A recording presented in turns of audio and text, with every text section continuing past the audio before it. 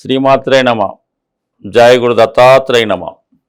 ఈ వీడియోలో మనం కుంభరాశి వారికి శని భగవానుడు రుజుమార్గంలోకి మారిన సందర్భంగా ఈ రాశి వారి మీద ఎటువంటి ప్రభావం చూపుతుంది అంటే సుమారుగా మనకి ఈ నవంబరు 25వ తారీఖున మీనరాశిలో ఉన్నటువంటి శని భగవానుడు రుజుమార్గంలోకి మారి సుమారుగా 8 నెలల పాటు అంటే 2026వ సంవత్సరం జూలై 22 వరకు రుజుమార్గంలో ఉంటాడు శని భగవానుడు. మీనరాశిలోనే అటు ఇటుగా నక్షత్రాలు మారుతూ ముందుకెళ్ళడం తప్ప అదే రాశిలో ఉండడం వల్ల మరి కుంభరాశి వారి మీద ఎటువంటి ఎఫెక్ట్ ఉంటుంది అంటే ఏదైనా ఒక గ్రహం వక్ర గమనంలో ఉండి ఎక్కడైనా ఉండవండి అది ఉన్న స్థానాన్ని బట్టి తన ఫలితాన్ని పూర్తిగా ఒకే డైరెక్ట్గా ఇవ్వలేకపోతుంటుంది అన్నమాట. అంటే ఊగిసలాడుతూ ఉంటుంది.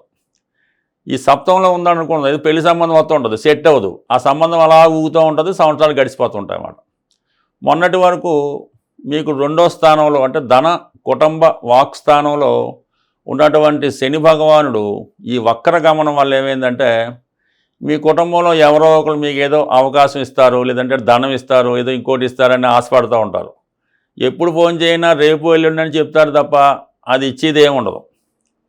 మీరు ఒక ఉద్యోగం కొరకు ప్రయత్నం చేస్తూ ఉంటారు, ఏదో దూర ప్రాంతంలో విదేశంలో ఉద్యోగం కొరకు ప్రయత్నం చేస్తుంటారు, అది అలా తిప్పుతూ ఉంటారు తప్ప ఏది పర్ఫెక్ట్గా చెప్పరు, మనల్ని ఇంకో ఉద్యోగం చేయనివ్వరు, ఇంకో ప్రయత్నం చేయనివ్వరు. ఈ విధంగా కొంతకాలం అంటే సుమారు 4-5 నెలలుగా ఈ కుంభరాశి వారికి అనుభవం వచ్చి ఉంటుంది. ఇప్పుడు రుజుమార్గంలో ఆల్రెడీ మారడం జరిగింది.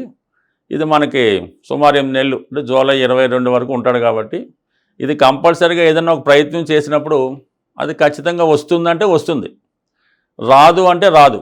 ఈ విధంగా మీరు దాన్ని నిర్ణయించుకోవాల్సి ఉంటుంది.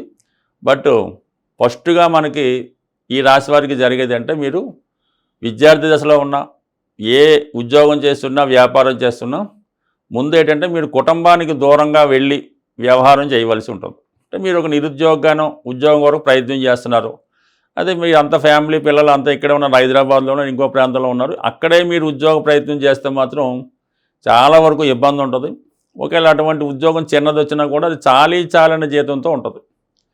అదే మీరు వేరే ప్రాంతంలో ఏ బెంగళూరో చెన్నైయో విదేశం ప్రయత్నం చేస్తే 100% మీకు అనుకున్న విధంగా ఈ ఉద్యోగం వచ్చే అవకాశం ఉంది. అయితే మళ్ళీ ఏముంటుంది, ఈ ఉద్యోగం వచ్చినా కూడా అక్కడ మీరు మెయింటెనెన్స్ అవుతూ ఇక్కడ మీ ఫ్యామిలీని పెంచడంలో ఇంచుమించుగా అది కూడా సరిపోతుంది. బట్ ఏదైనా చెప్పుకోదగ్గట్టుగా ప్రస్తుతం ఏంటంటే మీకు కుటుంబాన్ని నుంచి దూరంగా వెళ్ళే అవకాశం ఉన్నది.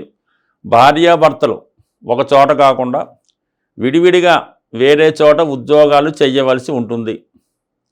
కొన్ని సందర్భాల్లో జాతకుడు కుటుంబం కొరకు పట్టించుకోకుండా కుటుంబ విషయాల మీద శ్రద్ధ తీసుకొని వాటికి ఏం కావాలో ఏమీ చూడకుండా తన ఇష్టం వచ్చిన విధంగా ఏదో వివిధ ప్రాంతాల్లో తిరుగుతూ తన ఏదో సంపాదించుకున్నట్టు ఖర్చు పెట్టుకున్నట్టు ఉంటుంది తప్ప కుటుంబ అవసరాలకి ఏ విధంగానో సహాయపడ్డు అసలు పట్టించుకోడు. అదే కుటుంబంలో పెళ్లి చేయాలన్నా, ఒకరికి ఉద్యోగం లేదన్నా కనీసం నిత్యావసర వస్తువులు కూడా పట్టించుకోకుండా తిరగడం జరుగుతూ ఉంటుంది.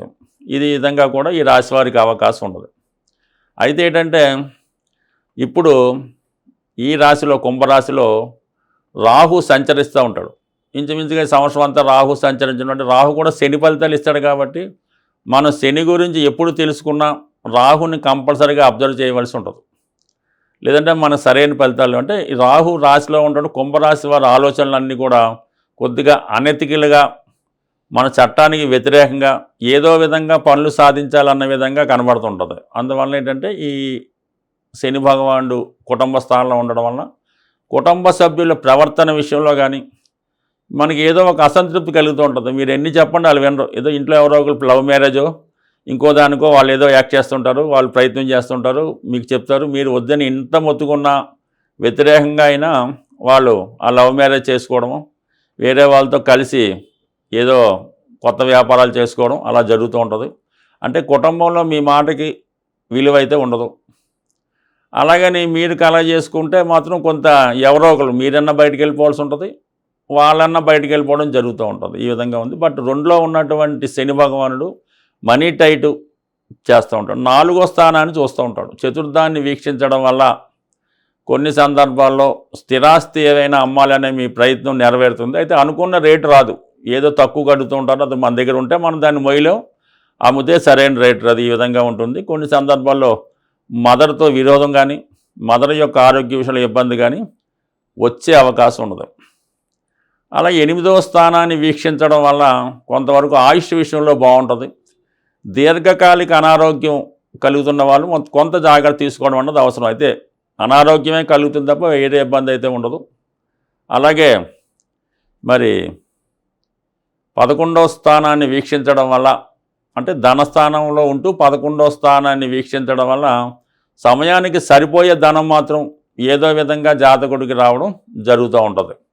బట్ ఈ విధంగా కుంభరాశి వారికి శని భగవానుడు కుటుంబ స్థానంలో ఉండడం వల్ల ఇటువంటి ఫలితాలు కరెక్ట్గా ఇవ్వడం జరుగుతుంటుంది. కొన్ని సందర్భాల్లో కంటి సంబంధించిన ప్రాబ్లమ్స్, అలాగే టీత్ సంబంధించిన ప్రాబ్లమ్స్ రావడం జరుగుతూ ఉంటుంది.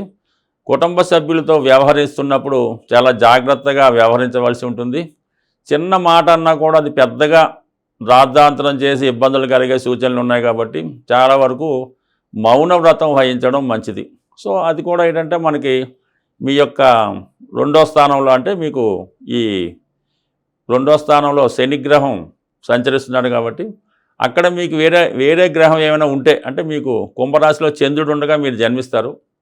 2వ స్థానం మీనరాశిలో గురువు లాంటి శుభగ్రహం లాంటిది ఉంటే అది మీకు పాజిటివ్గా మారుతుంది.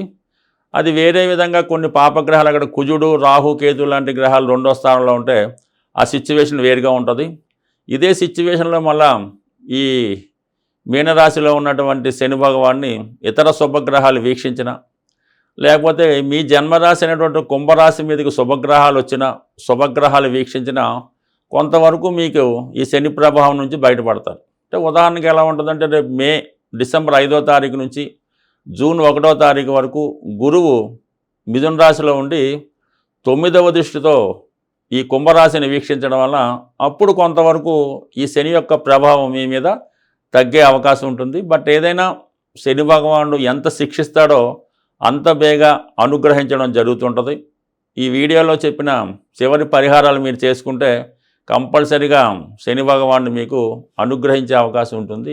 ఏదైనా జాతకంలో, జన్మ జాతకంలో, గోచార ఫలితాల్లో గ్రహాలు జాతకుడిని ఇబ్బంది పెడుతున్నప్పుడు ఆ గ్రహానికి తగు విధంగా పరిహారం, శాంతులు చేయించుకోవడం జరుగుతూ ఉంటుంది. ఒకప్పుడు గ్రహాలకి జపాలు అవి చేసి దానం అది ఇవ్వడం అది ఇతరుల ద్వారా చేయించడం జరుగుతూ ఉండేది. కాలగమనంలో అంత నిష్ఠాతులైనటువంటి పండితులు లేకపోవడం వల్ల అది పెద్దగా నెమ్మదిగా ఆ ఆచారం అనేది తగ్గడం జరిగింది. ఈ నవీన కాలంలో ఎవరికి వారు స్వతంత్రంగా చేసుకునే పరిహారాలే బాగా పనిచేయడం జరుగుతూ ఉంటుంది. కొంతవరకు దానాలు అవి చేయడం వల్ల కూడా పరిహారాలు అన్నవి న్యూట్రల్ అవ్వడం జరుగుతూ ఉంటుంది. అంటే ఏదైనా మనం చేసుకున్న దాన్ని బట్టి ఉంటుంది. అన్ని గ్రహాల్లో కల్లా శని భగవానుడు పెట్టే ఇబ్బందులు అలాగే ఉంటాయి. అతని పరిహారం కూడా చాలా సింపుల్గా ఉంటుందన్నమాట. అసలు ఒక రూపాయి ఖర్చు లేకుండా శని భగవానుడికి మనం పరిహారం చేసుకోవచ్చు. ఆ పరిహారం అంటే శని ఎలాగైతే నెమ్మదిగా సంచరిస్తుంటాడో పరిహారం కూడా నెమ్మదిగా ఫలితాన్ని ఇస్తూ ఉంటుంది. ఆ పరిహారాన్ని మీరు ఎప్పుడూ చేస్తూ ఉండాలి. ఏదో కొన్నాళ్ళు చేసి మానేస్తే కుదరదు. అది ఎప్పుడూ చేస్తూ ఉంటే దాని యొక్క ప్రభావం మీకు ఉంటుంది. శని యొక్క నెగిటివ్ ప్రభావం తగ్గి పాజిటివ్ ప్రభావం మీ మీద పడుతూ ఉంటుంది. చాలా అందరికీ తెలుసు, శని భగవానుడు యొక్క ఆహార పదార్థాలు నువ్వులు శనికి చెందినవి కాబట్టి శని భగవానుడికి ఏదైనా ఒక మీ యొక్క జన్మ నక్షత్రానికి అది శని ప్రభావం ఉన్నప్పుడు మీ జన్మ నక్షత్రం రోజున కానీ మీ జన్మ నక్షత్రానికి 6వ తార సాధన తార రోజు కానీ అది కూడా శనివారం అలాగొచ్చినప్పుడు శివాలయంలో ఉన్నటువంటి శని భగవానుడికి, అంటే మిగతా చూడడానికి కాదు, అది ఎక్కువ ఫలితం ఇస్తూ ఉంటుంది. శివాలయంలో ఉన్నటువంటి శని భగవానుడికి విధి విధానంగా 8 సంఖ్య వచ్చేలాగా 800 గ్రాములు తైలాభిషేకం చేసుకోవచ్చు. సో అలాగే నువ్వుల దానం పూజా కార్యక్రమాలు చేసుకోవచ్చు.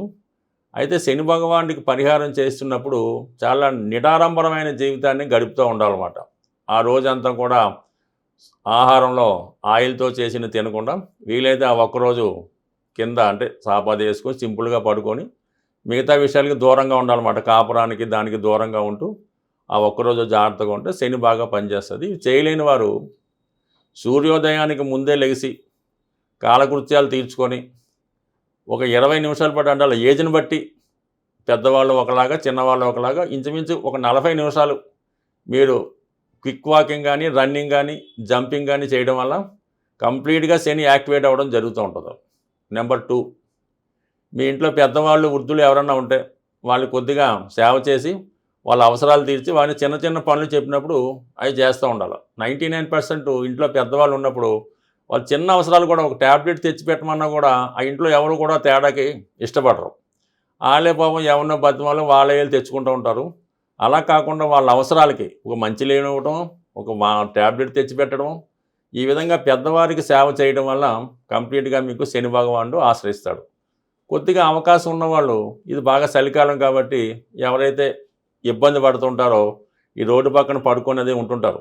అటువంటి వాళ్ళకి మంచి రగ్గు కానీ కాళ్ళకి చెప్పులు కానీ ఇవ్వడం వల్ల శని భగవానుడు మీకు సంతోషించే అవకాశం ఉంది. అలాగే ఇది మనకు అనాశరణాలు ఉంటాయి, లేదంటే చిన్న పిల్లలు చదువుకునే హాస్టల్స్ ఉంటాయి కదా, కొన్ని హాస్టల్స్ ఉంటాయి. ఆ హాస్టల్లో పిల్లలకి ఏం చేస్తారంటే మీరు ఈ స్టీల్ ప్లేట్లు, వాళ్ళు భోజనం చేసే స్టీల్ ప్లేట్లు వాళ్ళు భోజనం చేసే సైజులో స్టీల్ ప్లేటు, ఒక స్టీల్ గ్లాసు, అలాగే ఒక స్టీల్ బౌలు సెట్ అంతా కలిపి ఒక 100-150 రూపాయలు రావచ్చు. అది మీ ఓపిక ఉంటే ఈ అనాథ శరణాలయాలు వృద్ధాశ్రమాల్లో వాళ్ళకి ఈ స్టీల్ ప్లేట్లు డొనేట్ చేయడం వల్ల వాళ్ళు అందులో భోజనం చేయడం వల్ల మీకు చాలా మంచి ఫలితం రావడం జరుగుతూ ఉంటుంది.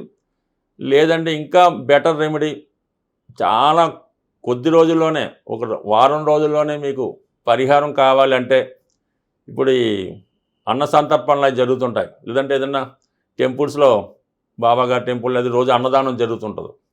అక్కడ ఈ భోజనాలు చేసిన బట్టే వాళ్ళ తాలూకా ప్లేట్లు కలెక్ట్ చేసి శుభ్రంగా వాటిని మీరు క్లీన్ చేయాలి. శుభ్రంగా క్లీన్ చేసి మళ్ళీ అవసరానికి అక్కడ పెట్టడం వల్ల ఇంకోటి ఏంటంటే ఈ టెంపుల్స్ వాటి దగ్గర తిరణాలు జరిగేటప్పుడు ఈ చెప్పుల స్టాండ్ ఒకటి తీసుకొని, అంటే మీరు ఒక ప్లేస్ అన్నా పెట్టుకోవచ్చు, వాళ్ళు నేను చెప్పుల స్టాండ్లోనే మీరు సేవ చేయవలసి ఉంటుంది. ఆ చెప్పులు పెట్టడం మళ్ళీ వచ్చిన వెంటనే ఇవ్వడం, అంటే డబ్బులు గడ్డ తీసుకోకుండా ఈ చెప్పుల స్టాండ్ దగ్గర సేవ చేయడం వల్ల, అంటే మనకి ఈ బాబా గారు ఉన్నప్పుడు, అంటే పుట్టపర్తి సత్యసాయిబాబా గారు ఉన్నప్పుడు వాళ్ళ వాలంటీర్లు ఈ చెప్పుల షాప్ దగ్గర ఉండడానికి పోటీ పడుతూ ఉండేవారు. ఎక్కడికి వెళ్ళినా కూడా వాళ్ళు ముందు ఉంటామనేవారు. ఎందుకంటే దాని ఫలితం అనేది మీకు చాలా ఎక్కువగా మీకు కనబడుతూ ఉంటుంది. అందువల్ల ఏంటంటే ఇవి చిన్నతనం అనుకోకుండా ఈ కార్యక్రమాలు చేయడం వల్ల చాలా, అసలు ఆ పేరు మనం అనకూడదు, అంత దరిద్రంలో ఉన్నవారు కూడా ఈ సేవ చేయడం వల్ల కొద్ది రోజుల్లోనే మీరు దాని నుంచి బయటపడతారు. ఇంకా అనేకమైనటువంటి సేవలు ఉంటుంటాయి. అవి వీలున్నప్పుడు మనం చర్చిద్దాం. ఇవి సింపుల్గా కూడుకున్న సేవలు కాబట్టి ఇదొకసారి ప్రయత్నం చేసి చూడండి. మీకు 24 అవర్స్లోనే ఫలితం అన్నది ఖచ్చితంగా వస్తుంది. రాసి పెట్టుకోండి. స్వస్తి.